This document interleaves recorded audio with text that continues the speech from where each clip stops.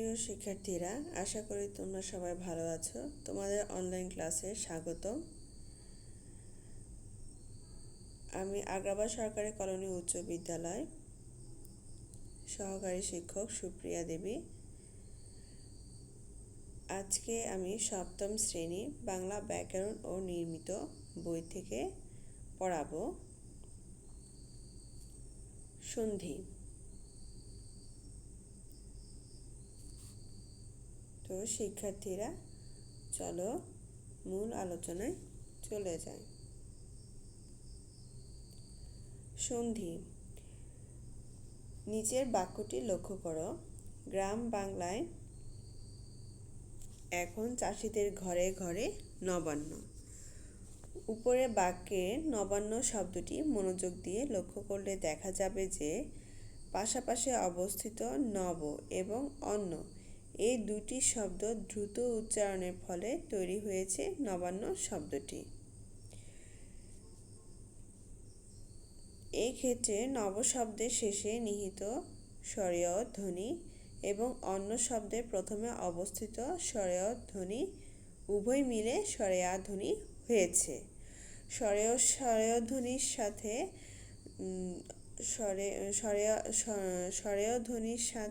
স্বরেয় ধ্বনি মিলে স্বরেয়া ধ্বনি হয়েছে। যেমন নব যোগ অন্ন, নবান্ন। স্বরেয় যোগ স্বরেয় সমান স্বরেয়া। স্বরেয়র সাথে স্বরেয় যোগ করলে স্বরেয়া পাওয়া যাবে। সেই জন্য নব যোগ অন্ন, নবান্ন। লক্ষণীয় যে আমরা যখন কথা বলি অনেক ক্ষেত্রে দ্রুত উচ্চারণের ফলে পাশাপাশি অবস্থিত দুটি শব্দের ধ্বনি মিলে এক হয়ে যায়, কিংবা একটি ধ্বনির প্রভাবে অন্য ধ্বনি বদলে যায় বা লোপ পায়। দ্রুত উচ্চারণের ফলে পাশাপাশি অবস্থিত ধ্বনির এই মিলন পরিবর্তন বা বিলোপী সন্ধি নামে পরিচিত। তো শিক্ষার্থীরা, সন্ধি শব্দের অর্থ কি? সন্ধি শব্দের অর্থ হচ্ছে মিলন। এটি ধ্বনি পরিবর্তনের একটি বিশেষ প্রক্রিয়া। ধ্বনির সঙ্গে ধ্বনির মিলনজাত প্রক্রিয়া। ধ্বনির সাথে ধ্বনির মিলে একটি শব্দ তৈরি হয়। সেজন্য বলেছে এটি ধ্বনি পরিবর্তনের একটি বিশেষ প্রক্রিয়া, ধ্বনির সঙ্গে ধ্বনির মিলনজাত প্রক্রিয়া। অর্থাৎ ধ্বনির সাথে ধ্বনির মিলন হয়। সন্ধি শব্দের অর্থ কি? মিলন। সন্ধি বা ধ্বনির মিলন নানাভাবে হতে পারে। যেমন এক, দুটি ধ্বনির আংশিক বা পুনর্মিলন। যেমন শত যোগ অধিক, শতাধিক। স্বরেয় ধ্বনির সাথে স্বরেয় ধ্বনির মিলে স্বরেয়া ধ্বনি হয়েছে, সেই জন্য এখানে হবে শত যোগ অধিক, শতাধিক। দুই, পূর্বধ্বনি বা পরধ্বনি লোপ। অর্থাৎ পূর্বধ্বনি বা পরধ্বনি লোপ। যেমন নি যোগ চয়, নিশ্চয়। বিসর্গ যোগ চ ধ্বনির সাথে মিলে তালব্যস্বয় চ হয়েছে, নিশ্চয়। দেখো, এখানে সন্ধির সংজ্ঞা বলা হয়েছে। পাশাপাশি অবস্থিত দুটি ধ্বনির মিলনকে কি বলে? সন্ধি বলে। পাশাপাশি অবস্থিত দুটি ধ্বনির মিলনকে সন্ধি বলে। অথবা পরস্পর সন্নিহিত দুইটি ধ্বনির মিলন, পরিবর্তন বা বিলুপ্তিকে সন্ধি বলে। অর্থাৎ যেমন স্বরেয়র সাথে স্বরেয় ধ্বনি মিলে স্বরেয়া ধ্বনি হয়েছে, এখানে পরিবর্তন হওয়াকে সন্ধি বলে। ডক্টর মোহাম্মদ এনামুল হকের মতে একাধিক ধ্বনির মিলন, লোপ বা পরিবর্তনের নামই হলো সন্ধি। তো এখানে শিক্ষার্থীরা, এখানে আছে সন্ধির প্রয়োজনীয়তা। সন্ধি আমাদের কেন প্রয়োজন? পাশাপাশি অবস্থিত দুটি ধ্বনি দ্রুত উচ্চারণের সময় সন্ধির ফলে উচ্চারণে স্বাচ্ছন্দ্য আসে। অর্থাৎ আমরা যখন দ্রুত উচ্চারণ করি তখন যদি আমরা এটাকে সন্ধির কারণে কিন্তু আমরা দ্রুত উচ্চারণ করতে পারবো। তাতে আমাদের স্বাচ্ছন্দ্য আসবে এবং উচ্চারণ সহজ হবে। এবং আমরা কি করব, উচ্চারণের সময় সহজ হব। এবং কঠিন একটা শব্দ, সেটাকে যদি আমরা ভেঙে ভেঙে ভেঙে বলি, তাহলে এটা আমাদের স্বাচ্ছন্দ্য আসবে এবং কি উচ্চারণ করতে সহজ হবে সন্ধির কারণে। সেজন্য সন্ধির প্রয়োজনীয়তা রয়েছে। সন্ধি ভাষাকে কি করে, সংক্ষিপ্ত করে। সন্ধি ভাষাকে সংক্ষিপ্ত করে। যেমন নব অন্য উচ্চারণে যে সময় প্রয়োজন, নবান্ন উচ্চারণে তার চেয়ে কম সময় লাগে। এছাড়া নব অন্য বলতে যে ধরনের উচ্চারণ শ্রম প্রয়োজন, নবান্ন তার চেয়ে সহজে উচ্চারিত হয়। নব অন্য উচ্চারণ করতে একটু সময়ও লাগে, আমাদের পরিশ্রমও লাগে এবং শুনতেও স্বাচ্ছন্দ্য আসে না। সেই জন্য যদি আমরা সন্ধি নিয়মে যদি আমরা বলি, তাহলে এতে কি করবে, উচ্চারণ করতে সুবিধা হবে এবং সময়ও কম লাগবে। এছাড়া নব অন্য বলতে যে ধরনের উচ্চারণ শ্রম প্রয়োজন, নবান্ন তার চেয়ে সহজে উচ্চারিত হয়। কেবল তাই নয়, আলাদাভাবে নব অন্য উচ্চারণের চেয়ে একসঙ্গে নবান্ন উচ্চারণ অনেক বেশি শ্রুতিমধুর এবং শুনতেও সেটা খুব ভালো লাগে। অর্থাৎ সন্ধি ভাষার ধ্বনিগত মাধুর্য সম্পাদন করে। তাহলে সন্ধি কি করে, ভাষাকে সংক্ষিপ্ত করে,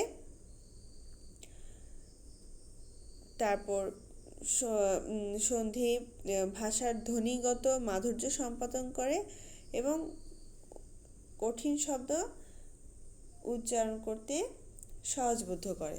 সন্ধির প্রয়োজনীয়তা। এরপরে সন্ধির ফলে কি হয় দেখো। সন্ধির ফলে নতুন নতুন শব্দ তৈরি হয়। শুদ্ধ বানান লিখতেও সন্ধি সহায়তা করে। সুতরাং উল্লিখিত দিকগুলো বিবেচনায় বাংলা ভাষার সন্ধির প্রয়োজনীয়তা অপরিসীম। তাহলে সন্ধি আমাদের অনেক প্রয়োজন রয়েছে। সন্ধির প্রয়োজনীয়তা, বাংলা ভাষায় সন্ধির প্রয়োজনীয়তা অপরিসীম। তো শিক্ষার্থীরা, আশা করি সন্ধির প্রয়োজনীয়তা সম্পর্কে তোমরা বুঝতে পেরেছ। এখানে বলেছে কি, পাশাপাশি অবস্থিত দুটি ধ্বনি দ্রুত উচ্চারণের সময় আমাদের সন্ধি অবশ্যই দরকার। এতে উচ্চারণে স্বাচ্ছন্দ্য আসে এবং উচ্চারণ করতে সহজতর হয়। সন্ধি ভাষাকে কি করে, সংক্ষিপ্ত করে। এছাড়া সন্ধি ভাষার ধ্বনিগত মাধুর্য সম্পাদন করে। সন্ধির ফলে কি হয়, নতুন নতুন শব্দ তৈরি হয়। শুদ্ধ বানান লিখতেও সন্ধির প্রয়োজনীয়তা রয়েছে। এইগুলো হচ্ছে সন্ধির প্রয়োজনীয়তা। তাই বাংলা ভাষায় আমাদের সন্ধির প্রয়োজনীয়তা অপরিসীম। এরপর আসো সন্ধির প্রকারভেদ। তাহলে এতক্ষণ আমরা শিক্ষার্থীরা সন্ধি কাকে বলে বুঝতে পারলাম এবং সন্ধির প্রয়োজনীয়তা সম্পর্কে বুঝতে পারলাম। এখন আমরা পড়ব সন্ধির প্রকারভেদ। সন্ধি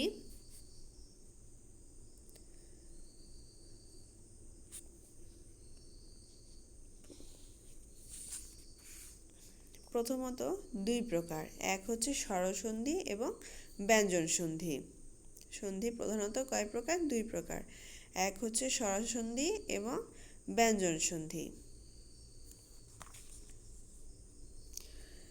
এক, স্বরসন্ধির সঙ্গে স্বরধ্বনির মিলনে যে সন্ধি হয় তাকে স্বরসন্ধি বলে। অর্থাৎ স্বরধ্বনির সাথে, যেমন স্বরধ্বনি স্বরীয় থেকে ও পর্যন্ত, এগুলো কি স্বরধ্বনি।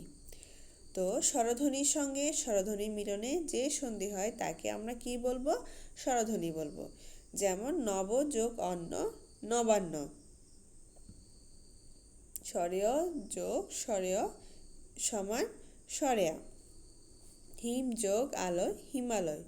স্বরেয় ধ্বনির সাথে স্বরেয় ধ্বনি মিলে, স্বরেয়র সাথে স্বরেয় ধ্বনি মিলে কি হয়েছে, আ হয়েছে। তাহলে এখানে কি হবে, হিমালয়। স্বরেয়র সাথে স্বরেয় ধ্বনি মিলে আ হয়েছে, তাহলে কি হবে এখানে, হিমালয়। হিম যোগ আলয়, স্বরেয়র সাথে স্বরেয়া ইকুয়াল টু স্বরেয়া।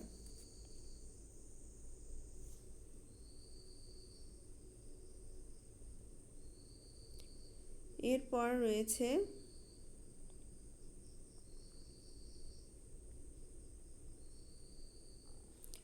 ব্যঞ্জন সন্ধি। স্বরসন্ধির সঙ্গে ব্যঞ্জন সন্ধির ধ্বনির সঙ্গে স্বরধ্বনি কিংবা ব্যঞ্জন ধ্বনির সঙ্গে ব্যঞ্জন ধ্বনি মিলনে যে সন্ধি হয় তাকে ব্যঞ্জন সন্ধি বলে। স্বরধ্বনির সঙ্গে ব্যঞ্জন ধ্বনির সঙ্গে স্বরধ্বনির কিংবা ব্যঞ্জন ধ্বনির সঙ্গে ব্যঞ্জন ধ্বনি মিলনে যে সন্ধি হয় তাকে ব্যঞ্জন সন্ধি বলে। এটা কখনো স্বরধ্বনির সাথে ব্যঞ্জন সন্ধি মিলবে, কখনো ব্যঞ্জন ধ্বনির সাথে স্বরধ্বনি মিলবে, এবং কখনো বা ব্যঞ্জন ধ্বনির সাথে ব্যঞ্জন ধ্বনি মিলনে যে সন্ধি হয় তাকে আমরা কি বলবো? ব্যঞ্জন সন্ধি বলবো। যেমন উদ যোগ চারণ, উচ্চারণ। এখানে ত হসন্ত যোগ চ হসন্ত, ত হসন্ত যোগ চ মিলে চয় চ হয়েছে। এরপর রয়েছে আরেকটা সন্ধি রয়েছে স্বরসন্ধি এবং ব্যঞ্জন সন্ধির পরে আরেকটি সন্ধি রয়েছে, সেটা হচ্ছে বিসর্গ সন্ধি। এই বিসর্গ সন্ধি হওয়ার ফলে আমরা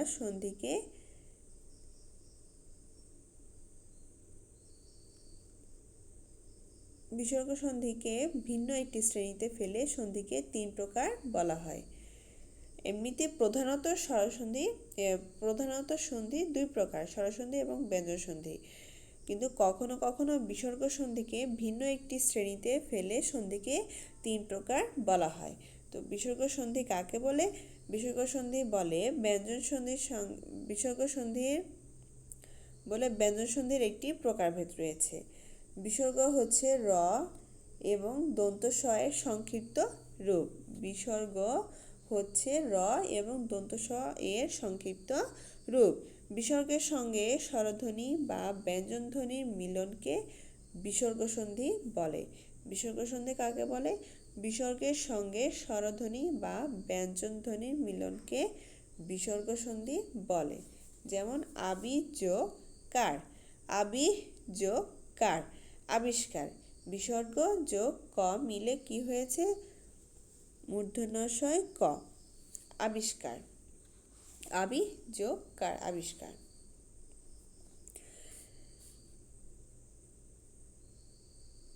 যেহেতু বিসর্গ ব্যঞ্জন ধ্বনির অন্তর্গত সেহেতু বিসর্গ সন্ধি ব্যঞ্জন সন্ধিরই অন্তর্ভুক্ত।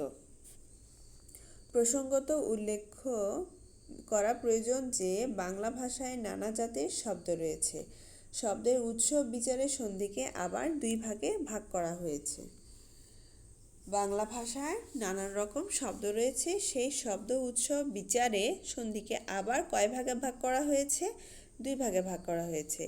তৎসম বা সংস্কৃতাগত সন্ধি, অর্থাৎ সংস্কৃত ভাষা থেকে যেসব সন্ধি এসেছে সেগুলোকে আমরা তৎসম বলতে পারি, তৎসম বা সংস্কৃতাগত সন্ধি। 2 খাঁটি বাংলা সন্ধি। তৎসম বা সংস্কৃতাগত সন্ধি কাকে বলে?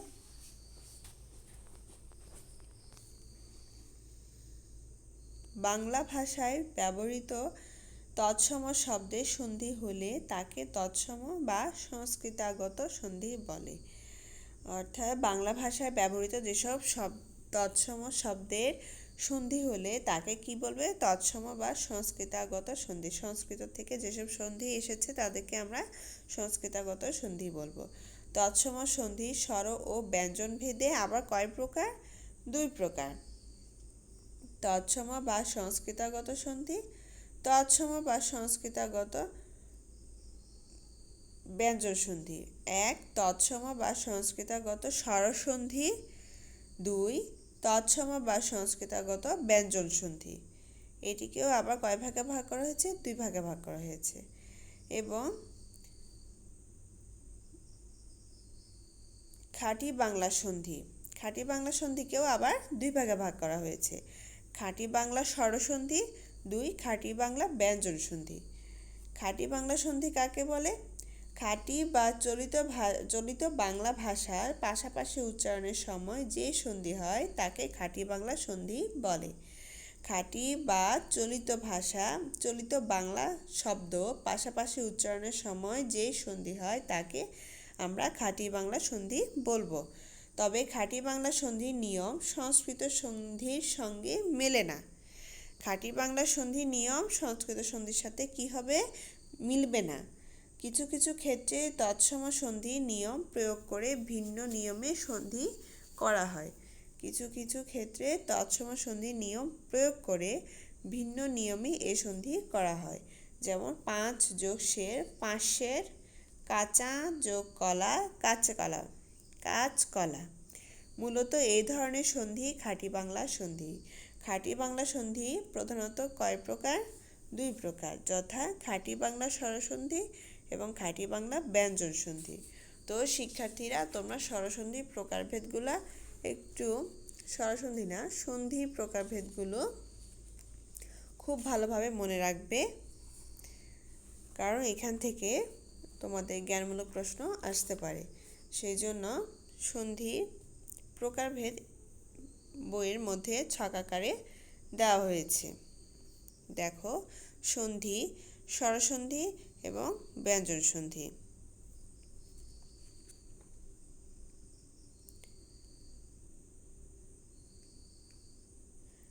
বিসর্গ সন্ধি ভিন্ন একটি শ্রেণীতে ফেলে সন্ধিকে 3 প্রকার করা হয়েছে। ঠিক আছে, বিসর্গ সন্ধি। ফলে আর এখানে দেখো, এখানে সন্ধি 2 প্রকার দিয়েছে, স্বরসন্ধি এবং ব্যঞ্জন সন্ধি। স্বরসন্ধিকে আবার 2 ভাগে ভাগ করা হয়েছে, তৎসম বা সংস্কৃতাগত স্বরসন্ধি এবং খাঁটি বাংলা স্বরসন্ধি। ব্যঞ্জন সন্ধিকে 2 ভাগে ভাগ করা হয়েছে, তৎসম বা সংস্কৃতাগত ব্যঞ্জন সন্ধি এবং খাঁটি বাংলা ব্যঞ্জন সন্ধি।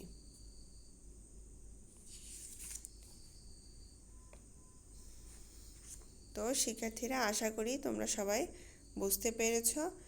তোমরা এটি আরও ভালো করে পড়বে, তাহলে আরও ভালোভাবে আয়ত্ত করতে পারবে এবং সহজবোধ্য হয়ে উঠবে তোমাদের কাছে। তারপরে তোমরা এখান থেকে প্রশ্ন আসলে লিখতে পারবে।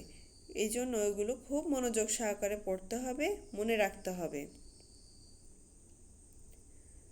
তো শিক্ষার্থীরা, আগামী ক্লাসে তোমাদের এর পরবর্তীগুলো পড়াবো, যেমন তৎসম বা সংস্কৃত সন্ধির নিয়মগুলো পড়াবো, ব্যঞ্জন সন্ধির নিয়ম, স্বরসন্ধির নিয়ম, এগুলো আমরা পরবর্তী ক্লাসে পড়ব। আজ এই পর্যন্তই।